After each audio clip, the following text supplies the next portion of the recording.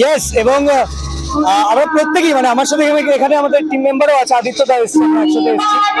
একটা brilliant win, দারুণ 2 মাস কেটেছে আমাদের প্রত্যেকের, কি বলবো মানে এক্সেলেন্ট এফার্ট। ফার্স্ট থেকে আমরা প্রথম দুবাইতে শুরু করেছিলাম আমাদের জার্নি, আমার ত্রিবান্দ্রমের জার্নি শেষ হয়েছে, মানে ব্রিলিয়েন্ট 2 মাস কেটেছে এবং সবার এফার্ট।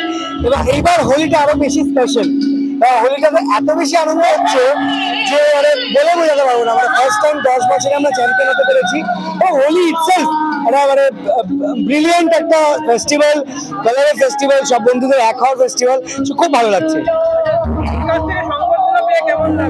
আউটস্ট্যান্ডিং ফিলিং, মানে এটা একটা লাইফ টাইম অ্যাচিভমেন্ট, এবং মানে সবসময় এটা মনে রাখবে। মানে মুখ্যমন্ত্রী আমাদেরকে মানে নিজের রেসিডেন্সি ডেকে আমাদেরকে সংবর্ধনা জানিয়েছেন।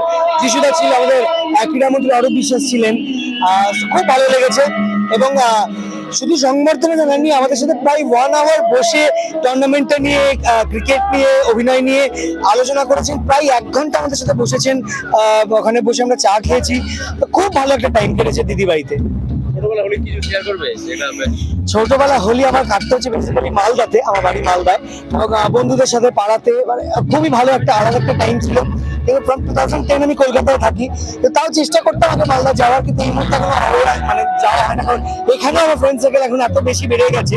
আর আমার মালদার বন্ধুরা অ্যাকচুয়ালি অল ওভার ইন্ডিয়া বিভিন্ন জায়গায় আছে, তো মালদাতে ইনফ্যাক্ট ওই ছোটবেলা বন্ধুরা অ্যাজ সাচ নেই। তো কলকাতাতে সেই সার্কেলটা বেড়ে গেছে, এবং কলকাতাতেই বেশিরভাগ এখন হোলি কাটা।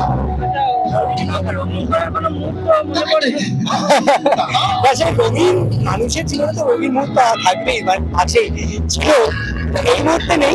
মানে প্রায় 1.5 বছর ধরে আমার লাইফ একদম ব্ল্যাক এন্ড হোয়াইট, কোনো রঙিন মুহূর্ত আসেনি।